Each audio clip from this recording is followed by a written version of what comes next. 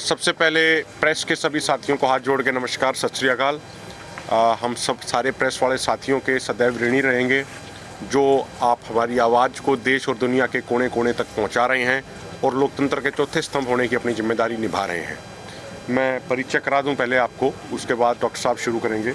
मेरे सबसे दाईं तरफ बैठे हैं आदरणीय सुखजीत सिंह हरदो झंडे जी। उनके बाद डॉक्टर साहब बैठे हैं हमारे जो 5 रिवर्स एसोसिएशन की टीम है उनसे। सुखजिंदर सिंह खोसा जी बैठे हैं, लखविंदर सिंह औलख जी बैठे हैं, सुरजीत सिंह फूल जी बैठे हैं। मैं निवेदन करूंगा डॉक्टर साहब से आज उनके स्वास्थ्य के बारे में डॉक्टर साहब बात रखें। डॉक्टर साहब। Thank you. सत श्री अकाल जी। तेज बोलिए। मैं 5 रिवर्स हार्ट एसोसिएशन की तरफ से डॉक्टर हरनूर सिंह। ऐसी सिचुएशन हमने आज तक कभी डील नहीं की जहाँ पे एक इंसान इतनी देर तक एक भूख हड़ताल पे हो, प्रोलॉन्ग स्टारवेशन जिसे हम कह देते हैं। हमने हिस्ट्री में ज़रूर देखा है, महात्मा गांधी जी हो गए, शहीद आज़म भगत सिंह, उन्होंने ज़रूर किए हैं। बट डल्लेवाल जी को आज 26 दिन हो गए हैं और उसका हम पूरी ध्यान से मॉनिटर कर रहे हैं हर चीज़ को देख के। हमारी एक बैक एंड पे टीम काम कर रही है जिसमें USA cardiologist, cancer specialist, internal medicine के डॉक्टर दिन रात उनकी रिपोर्ट्स को मॉनिटर कर रहे हैं। अब मैं एक जनरल साइंस की बात करना चाहता हूँ क्योंकि हमने ऐसे पेशेंट तो कभी देखे नहीं। साइंस क्या कहती है कि अगर इतनी देर के लिए 25-26 दिन तक कोई इंसान भूखा रहता है तो क्या क्या चेंजेस आती हैं बॉडी में। सबसे पहले 7 दिन कंपैरेटिवली फिर भी ईजियर होता है एक इंसान के लिए भूखे रहना। 7 दिन से लेकर 14 दिन तक फैट जो चर्बी होती है वो घुलनी शुरू हो जाती है। 7 से लेकर 14 दिन तक, 14वें दिन पे फैट जो हमारे अंदर स्टोर्स होते हैं वो बिल्कुल ख़त्म हो जाते हैं। उसके बाद बारी आती है प्रोटीन की, फिर बारी आती है बोन्स की। हमारा ये मानना है कि प्रोटीन और बोन्स की बारी आ गई है क्योंकि उनका 15% बॉडी वेट जो है वो लॉस हो चुका है। और उसके लिए क्या होता है कि प्रोटीन जब लॉस होता है कि एज्ड पर्सन में तो वो बनना बहुत वापस मुश्किल होता है। अब हम उनको मॉनिटर किस 3 चीज़ों से हम मॉनिटर करते हैं। सबसे पहले ब्लड रिपोर्ट्स, सेकंड उनके वाइटल्स और थर्ड आती है फिजिकल एग्जामिनेशन की बात। जब हम ब्लड रिपोर्ट्स की बात करते हैं तो ब्लड रिपोर्ट्स में एक कीटोन नाम की चीज़ जो ब्लड में हमें है वो हमने बहुत ज़्यादा हाई पाई। उसका क्या मतलब होता है कि स्टारवेशन हो रही है। स्टारवेशन का मतलब होता है कि बहुत ज़्यादा लंबे समय से भूख हड़ताल, जो हमें पता है। कीटोन कहाँ से बनता है? फैट जब घुलती है बॉडी में तब।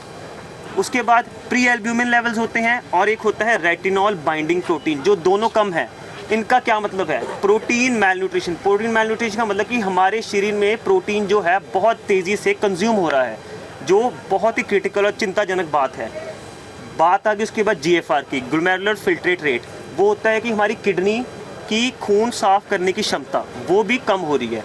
लीवर जो उनके टेस्ट हैं वो फ्लक्चुएट कर रहे हैं, बिलीरुबिन उनका बढ़ रहा है और एक कहीं से भी एक स्टेबल पेशेंट की सिचुएशन नहीं है। ये बिल्कुल क्रिटिकल, ऐसे पेशेंट को हम ICU में ट्रीट करते हैं और हमने बस यहीं पर रखा हुआ है और हम कुछ नहीं कर पा रहे। उसके बाद दूसरी बात आती है फिजिकल एग्जामिनेशन। आज हमने जब फिजिकल एग्जामिनेशन उनकी की वो पेल लगे हमें।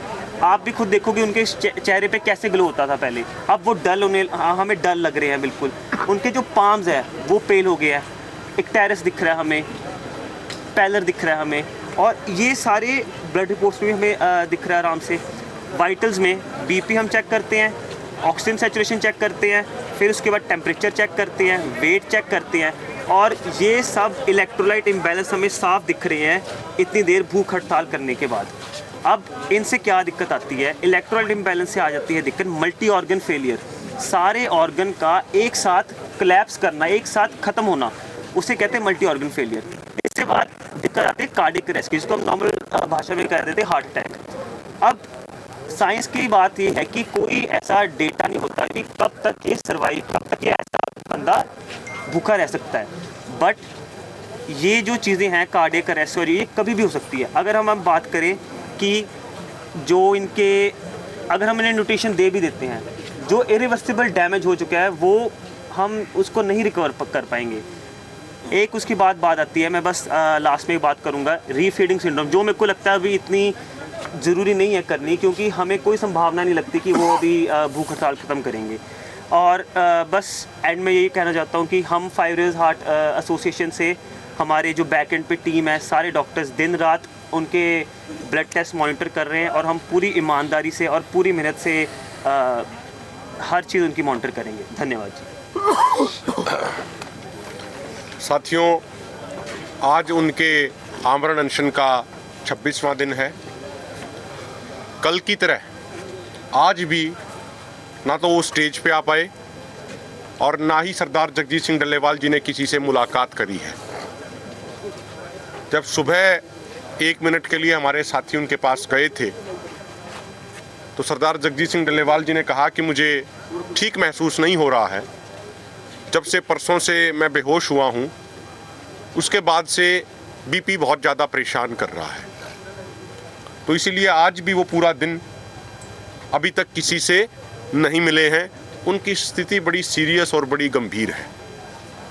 और हम ये भी कहना चाह रहे हैं, अभी उन्होंने एक संदेश भिजवाया है, ये उनका संदेश है कि जिस तरीके से हमें सूचनाएं मिल रही हैं, जानकारियां मिल रही हैं आसपास के गांव से, चाहे हरियाणा के गांव हो, पंजाब के गांव हो, वहाँ से बड़ी संख्या में जो किसान आ रहे हैं, खासकर रात के समय जो नौजवान पहरा देने के लिए आते हैं, सरदार जगजीत सिंह डल्लेवाल जी की सुरक्षा करने के लिए आते हैं, उन गाँव से हमें ये भी सूचनाएँ लगातार मिल रही हैं कि वहाँ के सरकारी स्कूलों में, अन्य बिल्डिंगों में लगातार फोर्सेस को बढ़ाया जा रहा है।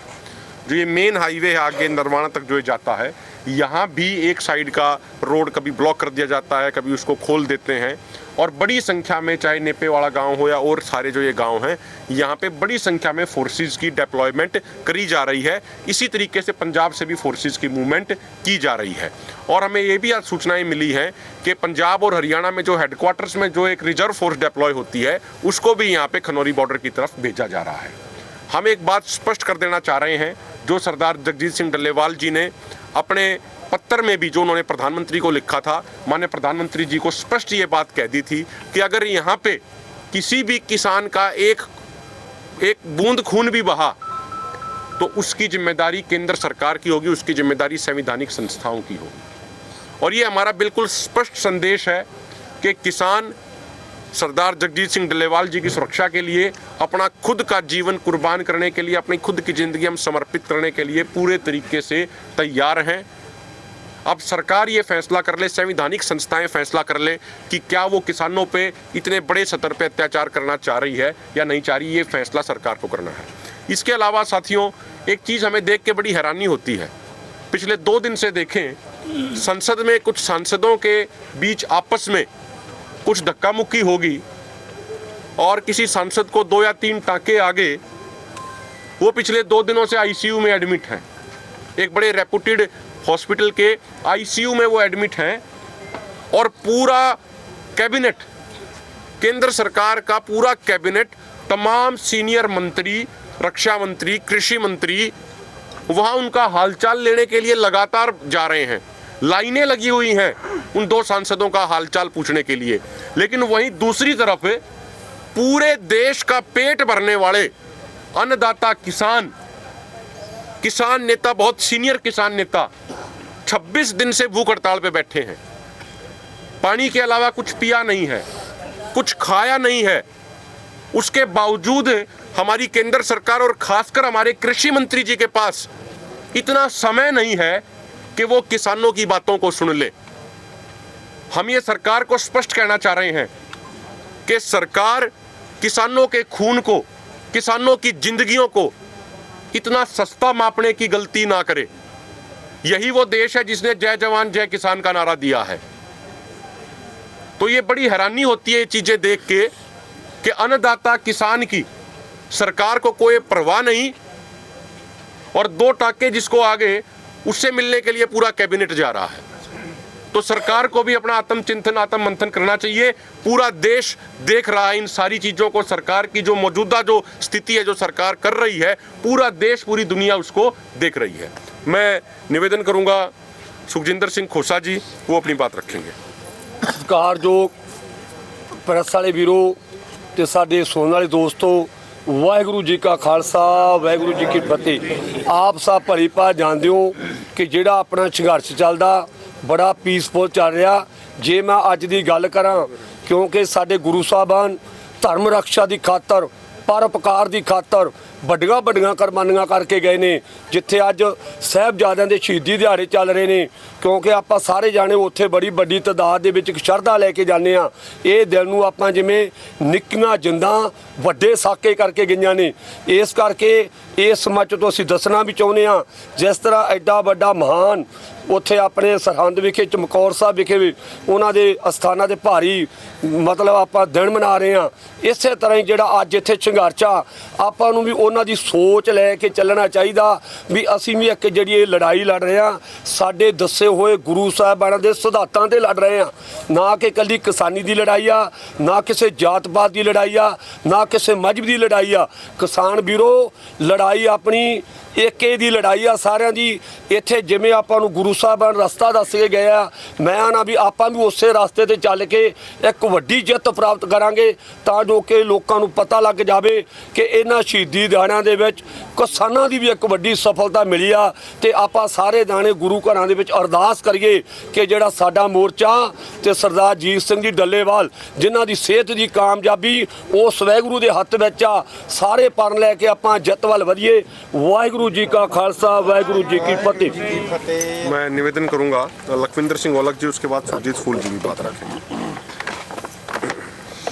देखो आराम से ਤੁਸੀਂ ਵੀ ਆ ਜਾਓ।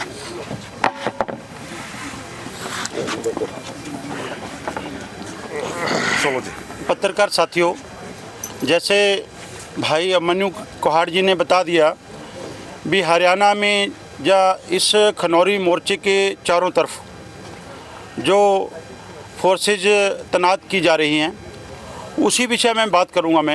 हमारे दो पत्रकार साथी, मैं नाम भी ले दूंगा, हमारा भाई विक्की और कमल, ये दोनों खड़क जो गांव है, खड़क पांडवा बोलते हैं, खड़क गांव है, यहाँ से कलायत उपमंडल में पड़ता है, कैथल ज़िले का 10 किलोमीटर दूर है।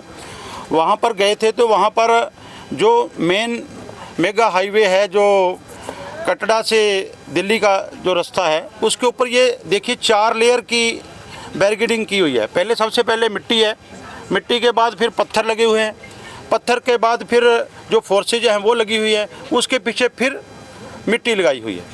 ये रास्ता जो है ये पता नहीं किस लिए बंद किया। और दूसरा, आज हमारे साथी राजेंद्र चहल जी जो खेती बचाओ बीकेजू खेती बचाओ से अपने जत्थे के साथ आ रहे थे, तो हमारा रास्ता है टोहाना से दमतान साहब से पिपल से और पिपल से रेवर, उस रास्ते पर भी उसको रास्ते को ब्लॉक किया हुआ है।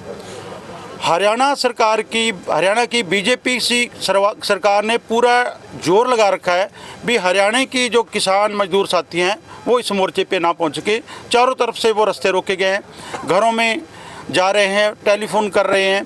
जो साथी आते हैं कुछ सेवा लेके आते हैं उनको रोका जाता था, जब ट्रैक्टर मार्च था तब भी फ़ोन किए गए।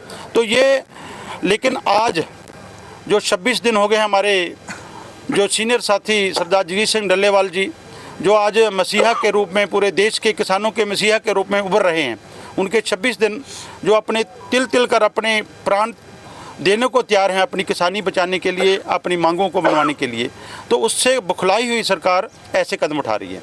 तो एक दूजी ਤੁਹਾਡੇ पत्रकार साथियों के माध्यम राही मैं ਸਾਡੇ ਸਾਰੇ ਧਰਮਾਂ ਦੇ ਆਗੂ ਸਾਹਿਬਾਨਾਂ ਨੂੰ ਬੇਨਤੀ ਕਰਦਾ, ਜਿਵੇਂ ਪਹਿਲੋਂ ਅਰਦਾਸਾਂ ਕੀਤੀਆਂ ਸੀ ਸਾਰੇ ਧਰਮਾਂ ਦੇ ਸਾਰੇ ਸਾਥੀਆਂ ਨੇ ਗੁਰੂ ਘਰਾਂ 'ਚ ਮੰਦਿਰ 'ਚ ਸਾਰੀ ਜਗ੍ਹਾ ਤੇ ਅਰਦਾਸਾਂ ਬੇਨਤੀਆਂ ਕੀਤੀਆਂ ਸੀ, ਉਵੇਂ ਸ਼ਹੀਦੀ ਦਿਹਾੜੇ ਆ ਰਿਹਾ। ਉਸ ਸ਼ਹੀਦੀ ਦਿਹਾੜਿਆਂ ਦੇ ਵਿੱਚ ਵੀ ਜਿੱਥੇ ਜਿੱਥੇ ਕਾਨਫਰੰਸਾਂ ਹੋਣੀਆਂ, ਜਿੱਥੇ ਜਿੱਥੇ ਵੱਡੇ ਇਕੱਠ ਹੋਣੇ ਆ, ਉਹਨਾਂ ਇਕੱਠਾਂ ਦੇ ਵਿੱਚ ਵੀ ਅਰਦਾਸ ਬੇਨਤੀ ਜਾਂ ਲੋਕਾਂ ਨੂੰ ਸੰਬੋਧਿਤ ਕੀਤਾ ਜਾਵੇ ਵੀ ਇਸ ਮੋਰਚੇ ਦੀ ਜਿੱਤ ਵਾਸਤੇ ਜਿਹੜੀ ਉਹਨਾਂ ਨੂੰ ਲਾਮਬੰਦੀ ਕੀਤੀ ਜਾਵੇ ਤੇ ਸਰਦਾਰ ਜਗਜੀਤ ਸਿੰਘ ਡੱਲੇਵਾਲ ਦੀ ਚੜ੍ਹਦੀ ਕਲਾ ਵਾਸਤੇ ਉਹਨਾਂ ਜਿਹੜੇ ਵੀ ਇਕੱਠ ਹੈ ਉਹਨਾਂ ਦੇ ਵਿੱਚ ਗੱਲ ਰੱਖੀ ਜਾਏ। ਇਹੀ ਗੱਲ ਰੱਖਣੀ ਸੀ। ਸਾਰੇ ਪੱਤਰਕਾਰ ਸਾਥੀਆਂ ਦਾ ਧੰਨਵਾਦ। ਸੁਰਜੀਤ ਸਿੰਘ ਫੁੱਲ ਜੀ। ਸਾਥੀਓ, ਜਿਵੇਂ ਤੁਹਾਨੂੰ ਪਤਾ ਵੀ ਕੱਲ੍ਹ ਸੁਪਰੀਮ ਕੋਰਟ ਦੇ ਵਿੱਚ ਇਸ ਕੇਸ ਦੀ ਸੁਣਵਾਈ ਹੋਈ ਹੈ ਤੇ ਸੁਪਰੀਮ ਕੋਰਟ ਨੇ ਪੰਜਾਬ ਸਰਕਾਰ ਨੂੰ ਹਦਾਇਤ ਕੀਤੀ ਹੈ ਵੀ ਉਹ ਜਿੱਥੇ ਆਪਣਾ ਡਲਿਆਲ ਸਾਹਿਬ ਦਾ ਕੈਬਨ ਹੈ ਉਹਦੇ ਲਾਗੇ ਕੋਈ ਅਸਥਾਈ ਹਸਪਤਾਲ ਕਾਇਮ ਕੀਤਾ ਜਾਵੇ। ਉਹਨਾਂ ਨੇ ਨੇੜੇ ਕੋਈ ਹੋਟਲ ਹੈ ਕੋਈ, ਉਹਦੇ ਵਿੱਚ ਉਹਨਾਂ ਨੇ ਉਹ ਅਸਥਾਈ ਹਸਪਤਾਲ ਕਾਇਮ ਕਰਕੇ ਰਿਪੋਰਟ ਦੇ ਵੀ ਦਿੱਤੀ ਵੀ ਹਾਂ ਅਸੀਂ ਕਾਇਮ ਕਰਤਾ। ਅਸੀਂ ਕੱਲ ਸਾਡੀ ਮੀਟਿੰਗ ਹੋਈ ਆ ਦੋਨੇ ਫੋਰਮਾਂ ਦੀ, ਉਹਦੇ ਵਿੱਚ ਇਹ ਜਿਹੜਾ ਅਸਥਾਈ ਹਸਪਤਾਲ ਕਾਇਮ ਕਰਨ ਵਾਲਾ ਜਿਹੜਾ ਸਵਾਲ ਹੈ ਇਹਦੇ ਤੇ ਗੰਭੀਰ ਚਰਚਾ ਕਰਕੇ ਅਸੀਂ ਸੈਂਟਰ ਸਰਕਾਰ ਨੂੰ ਵੀ ਸਾਡੀ ਇਹ ਵਾਰਨਿੰਗ ਹੈ, ਹਰਿਆਣੇ ਪੁਲਿਸ ਨੂੰ ਵੀ ਵਾਰਨਿੰਗ ਹੈ ਵੀ ਜੇ ਉਹ ਸਮਝਦੇ ਆ ਵੀ ਅਸੀਂ ਦੂਰ ਤਾਂ ਸਾਨੂੰ ਲਿਜਾਣ ਨਹੀਂ ਦੇਣਾ, ਡੱਲੇਵਾਲ ਸਾਹਿਬ ਨੂੰ ਇੱਥੇ ਸਾਡਾ ਪਹਿਰੇਦਾਰੀ ਹੈਗੀ ਆ, ਸਾਡੀ ਵਲੰਟੀਅਰ ਫੋਰਸ ਤਾਇਨਾਤ ਕੀਤੀ ਹੈ ਵੀ ਨੇੜੇ ਚੱਕ ਕੇ ਉਹਨਾਂ ਦੇ ਡਰਿੱਪਾਂ ਲਾ ਦਿਆਂਗੇ ਜਾਂ ਉਹਨਾਂ ਦੀ ਇੱਛਾ ਦੇ ਉਲਟ ਲੈ ਜਾਾਂਗੇ। ਇਹ ਉਹਨਾਂ ਦਾ ਭਰਮ ਹੈ। ਜੇ ਇਹੋ ਜਿਹਾ ਉਹਨਾਂ ਨੇ ਕੋਈ ਯਤਨ ਕੀਤਾ ਤਾਂ ਇੱਥੇ ਐ ਸਮਝ ਲਓ ਵੀ ਜਿਹੜੀ ਵਲੰਟੀਅਰ ਫੋਰਸ 24 ਘੰਟੇ ਰਾਤ ਨੂੰ ਵੀ ਤਾਇਨਾਤ ਰਹਿੰਦੀ ਹੈ। ਉਹਨਾਂ ਦਾ ਐਲਾਨ ਹੈ ਵੀ ਸਾਡੀਆਂ ਉਹ ਲਾਸ਼ਾਂ ਉੱਤੋਂ ਦੀ ਲੈ ਕੇ ਜਾਣਗੇ। ਇੱਥੇ ਇੱਕ ਨਹੀਂ, ਇੱਥੇ ਖੂਨ ਖਰਾਬਾ ਹੋਊਗਾ ਜੇ ਸਰਕਾਰ ਇਹੋ ਜਿਹੀ ਕਰਦੀ ਆ ਤਾਂ ਉਹਦੀ ਜ਼ਿੰਮੇਵਾਰੀ ਸਰਕਾਰ ਦੀ ਹੋਊਗੀ। ਦੂਸਰੀ ਗੱਲ ਅਸੀਂ ਪੰਜਾਬ ਸਰਕਾਰ ਨੂੰ ਕਹਿੰਦੇ ਆ ਵੀ ਪੰਜਾਬ ਸਰਕਾਰ ਦਾ ਡੀਜੀਪੀ ਇਹ ਬਿਆਨ ਦੇਵੇ ਪਬਲਿਕ ਦੇ ਵਿੱਚ ਵੀ ਉਹ ਹਸਪਤਾਲ ਹੈ, ਉਹ ਕਿਸੇ ਵਿਸ਼ੇਸ਼ ਮੰਤਵ ਲਈ ਜਾਂ ਡੱਲੇਵਾਲ ਦੀ ਕੋਈ ਚੱਕ ਕੇ ਲਿਜਾਣ ਦੀ ਖਾਤਰ ਨਹੀਂ, ਉਹ ਪਬਲਿਕ ਦੀ ਸੇਵਾ ਲਈ ਹੈ। ਇਹ ਕਲੀਅਰ ਕਰੇ ਉਹ। ਜੇ ਪੰਜਾਬ ਸਰਕਾਰ ਜਾਂ ਡੀਜੀਪੀ ਕਲੀਅਰ ਨਹੀਂ ਕਰਦੀ ਤਾਂ ਅਸੀਂ ਆਉਣ ਵਾਲੇ ਦਿਨਾਂ 'ਚ ਸੋਚਾਂਗੇ ਵੀ ਫਿਰ ਉਹ ਜਿਹੜਾ ਅਸਥਾਈ ਹਸਪਤਾਲ ਉਹਦਾ ਕੀ ਕਰਨਾ। ਧੰਨਵਾਦ ਜੀ। सुखजीत सिंह जी भी बात रखेंगे। सुखजीत सिंह अर्दो झंडे जी। देखो पत्रकार दोस्तों, ਜਿਹੜੀ ਇੱਕ ਕੇਂਦਰ ਨੇ ਨਵੀਂ ਜਿਹੜੀ ਐਗਰੀਕਲਚਰ ਤੇ ਖੇਤੀ ਨੀਤੀ ਪੇਸ਼ ਕੀਤੀ ਆ, ਮਾਡਲ ਤੌਰ ਤੇ ਸਟੇਟਾਂ ਨੂੰ ਭੇਜੀ ਆ, ਔਰ ਮੈਨੂੰ ਲੱਗਦਾ ਕਿ ਇਹ ਲੁਕਵਾਂ ਹਮਲਾ ਜਿਹੜਾ ਵਾ, ਕਾਲੇ 3 ਕਾਨੂੰਨ ਜਿਹੜੇ ਪਹਿਲੋਂ ਰੱਦ ਕਰਵਾਏ ਸੀਗੇ, ਉਹਨਾਂ ਨੂੰ ਟੇਢੇ ਢੰਗ ਨਾਲ ਜਿਹੜਾ ਵਾ ਉਹ ਲਾਗੂ ਕਰਨ ਦੀ ਦੁਬਾਰਾ ਤਿਆਰੀ ਆ। ਉਹ ਅਸੀਂ ਦੋਨੋਂ ਫੋਰਮ ਜਿਹੜੇ ਆ ਇਸ ਦੀ ਨਿੰਦਾ ਕਰਦੇ ਹਾਂ ਔਰ ਇਸ ਨੂੰ ਰੱਦ ਕਰਦੇ ਹਾਂ। ਔਰ ਉਸ ਤੋਂ ਅਗਲੀ ਬੇਨਤੀ ਆਪਾਂ ਸੂਬਾ ਸਰਕਾਰਾਂ ਨੂੰ, ਖਾਸ ਕਰ ਪੰਜਾਬ ਹਰਿਆਣਾ ਜਿਨ੍ਹਾਂ ਦੀ ਜਿਹੜੀ ਇਹਦੇ ਵਿੱਚ ਭਾਗੀਦਾਰੀ ਆ ਉਹ ਵੀ ਬਹੁਤ ਘੱਟ ਆ, ਜਾਂ ਬਾਕੀ ਸਟੇਟਾਂ ਨੂੰ ਇਹ ਬੇਨਤੀ ਕਰਦੇ ਹਾਂ ਕਿ ਆਪਣੀਆਂ ਵਿਧਾਨ ਸਭਾ ਦੇ ਵਿੱਚ ਇੱਕ ਮਤਾ ਪਾ ਕੇ ਇਹ ਜਿਹੜੀ ਨਵੀਂ ਖੇਤੀ ਨੀਤੀ ਸੈਂਟਰ ਭੇਜ ਰਿਹਾ ਵਾ ਇਹਨੂੰ ਰੱਦ ਕੀਤਾ ਜਾਵੇ। ਔਰ ਜਿਹੜੀਆਂ ਪਿੱਛੇ APMC ਐਕਟ ਦੇ ਜਿਹੜੀਆਂ ਸੋਧਾਂ ਕੀਤੀਆਂ ਗਈਆਂ ਨੇ ਉਹਨਾਂ ਨੂੰ ਰੱਦ ਕੀਤਾ ਜਾਵੇ। ਔਰ ਪੰਜਾਬ ਸਰਕਾਰ ਕੋਲੋਂ ਸਾਡੀ ਇੱਕ ਹੋਰ ਮੰਗ ਆ, ਜਾਂ ਹੋਰ ਸੂਬੇ ਜਿਹੜੇ ਕਰਨਾ ਚਾਹੁੰਦੇ ਆ, ਕਿ ਜਿਹੜੀਆਂ ਸਾਡੀਆਂ ਮੰਗਾਂ ਨੇ ਉਹ ਵਿਧਾਨ ਸਭਾ ਦਾ ਸਪੈਸ਼ਲ ਸੈਸ਼ਨ ਬੁਲਾ ਕੇ ਇਹ ਤਿੰਨੇ ਚੀਜ਼ਾਂ ਉਹਨੇ ਕੀਤੀਆਂ, ਜਿਹੜਾ ਮੰਗਾਂ ਦੇ ਸਮਰਥਨ ਦਾ ਜਿਹੜਾ ਬਿੱਲ ਜਿਹੜਾ ਵਾ ਉਹ ਪਾਸ ਕਰਕੇ ਕੇਂਦਰ ਸਰਕਾਰ ਨੂੰ ਭੇਜਿਆ ਜਾਵੇ। ਕਿਉਂਕਿ ਸਾਨੂੰ ਲੱਗਦਾ ਕਿ ਜਿਹੜਾ ਭਗਵੰਤ ਮਾਨ ਜੀ ਆ ਉਹ ਹਰ ਵਾਰ ਕਹਿੰਦੇ ਕਿ ਮੈਂ ਕਿਸਾਨਾਂ ਦਾ ਨਾਲ ਆ, ਕਿਸਾਨਾਂ ਦਾ ਮੁੱਖ ਮੰਤਰੀ ਆ ਔਰ ਮੈਂ ਕਿਸਾਨਾਂ ਦਾ ਵਕੀਲ ਆ। ਅਸੀਂ ਉਹ ਵਕੀਲ ਸਾਹਿਬ ਨੂੰ ਕਹਿਣਾ ਚਾਹੁੰਦੇ ਆ ਕਿ ਆਓ ਆਪਣਾ ਵਿਧਾਨ ਸਭਾ ਸੈਸ਼ਨ ਬੁਲਾਓ ਔਰ ਇਹ ਜਿਹੜੇ ਮਤੇ ਨੇ ਇਹ ਪਾ ਕੇ ਜਿਹੜਾ ਸੈਂਟਰ ਨੂੰ ਭੇਜੇ ਜਾਣ। ਧੰਨਵਾਦ ਜੀ। किसी का कोई सवाल है तो आप सवाल पूछ सकते हैं। ਹੈਲੀਕਾਪਟਰ ਦਾ ਜ਼ਿਕਰ ਹੋ ਰਿਹਾ ਸੀ, ਕਹਿੰਦੇ ਹੈਲੀਕਾਪਟਰ ਰਾਹੀਂ ਜਗਜੀਤ ਸਿੰਘ ਡੱਲੇਵਾਲ ਹੋਰਾਂ ਨੂੰ ਚੱਕ ਸਕਦੇ ਨੇ, ਤੁਹਾਡੇ ਸਟੇਜ ਤੋਂ ਜ਼ਿਕਰ ਹੋ ਰਿਹਾ ਸੀ, ਉਸ ਨੂੰ ਲੈ ਕੇ ਕੋਈ ਇਨਪੁਟ ਆਇਆ, ਤੁਹਾਡੇ ਕੋਲ ਇਨਫੋਰਮੇਸ਼ਨ ਆਈ? देखिए, सूचनाएं इस तरीके की मिल रही हैं कि मोर्चों के आसपास से हेलीपैड बनाए जा रहे हैं। तो हेलीपैड अक्सर तभी बनते चाहे तो कोई VVIP मूवमेंट हो या फिर कोई इस तरीके का काम उनको करना हो। सरकार को एक चीज़ तो बिल्कुल क्लियर है सरकार के पास कि भाई बाई रोड उनको सरदार जगजीत सिंह डल्लेवाल जी को ये लेके नहीं जा सकते, क्योंकि लोगों में इतना गुस्सा, इतनी नाराजगी है। तो जिस तरीके से आसपास कुछ तैयारियां करी जा रही हैं, उसे हो सकता है कि सरकार ऐसा करने का प्रयास कर सकती है। ਕੇਂਦਰ ਸਰਕਾਰ ਵੱਲੋਂ ਲਗਾਤਾਰ ਇਲਜ਼ਾਮ ਲਗਾਏ ਜਾਂਦੇ ਨੇ ਵੀ ਜਿਹੜੇ ਇਹ ਰੋਡ ਨੇ ਉਹ ਕਿਸਾਨਾਂ ਵੱਲੋਂ ਬੰਦ ਕੀਤੇ ਜਾਂਦੇ ਨੇ, ਪਰ ਜਿਹੜਾ ਇੱਥੇ ਜੰਮੂ ਕਟੜਾ ਨਜ਼ਦੀਕ ਰੋਡ ਹੈ ਉਹ ਕੇਂਦਰ ਸਰਕਾਰ ਵੱਲੋਂ ਜਾਂ ਹਰਿਆਣਾ ਗਵਰਨਮੈਂਟ ਵੱਲੋਂ ਬੰਦ ਕੀਤਾ ਗਿਆ।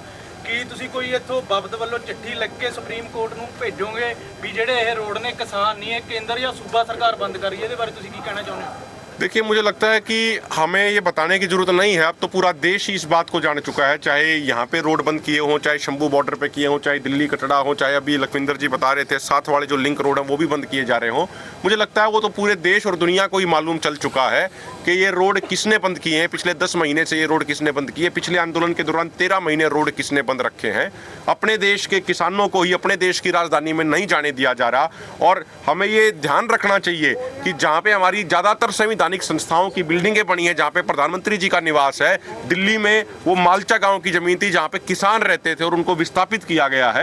लेकिन आज बड़े दुख की बात है कि अपने ही किसानों को देश की राजधानी में नहीं जाने दिया जाता। मुझे लगता है तमाम संवैधानिक संस्थाओं को स्वयं इसका संज्ञान लेना चाहिए। एक जो पटियाला के अंदर मीटिंग हुई है SKM की, उसमें सरवन सिंह पंदेर भी पहुंचे थे, उस मीटिंग को लेकर आपका क्या स्टैंड है? ਦੇਖੋ ਮੈਂ ਦੱਸਣਾ ਚਲੋ ਤੁਸੀਂ ਦੱਸ ਦਿਓ। ਦੇਖੋ ਜੀ, ਉਹਦੇ ਵਿੱਚ ਕੋਈ ਉਹਨਾਂ ਨੇ ਸਰਵਣ ਸਿੰਘ ਪੰਧੇਰ ਨੇ ਬਾਹਰ ਆ ਕੇ ਵੀ ਪ੍ਰੈਸ ਨੂੰ ਸੰਬੋਧਿਤ ਕੀਤਾ।